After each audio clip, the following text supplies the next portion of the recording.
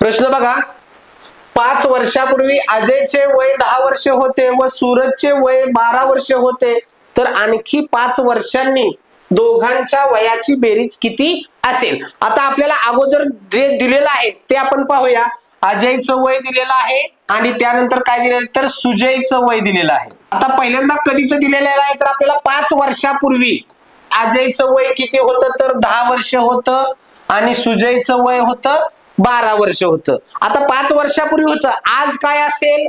आज म्हणजेच आता 5 वर्ष झालेत, मग अजय 10 वर्षाचा 15 वर्षाचा झाला आज आणि सुजय 12 वर्षाचा 17 वर्षाचा झालेला आहे. आपल्याला विचारलंय 5 वर्षानंतर, म्हणजेच अजून 5 वर्षानंतर अजयचं वय 15 अधिक 5 20 वर्ष होईल आणि सुजयचं वय काय होईल तर 17 अधिक 5 22 वर्ष होईल. आणि आपल्याला त्या दोघांच्या वयाची बेरीज विचारलेली आहे. मग 22 अधिक 20 5 वर्षानंतर दोघांच्या वयाची बेरीज किती होईल तर 42 वर्ष होईल. म्हणून या ठिकाणी या प्रश्नाचं उत्तर आलं पर्याय क्रमांक 4.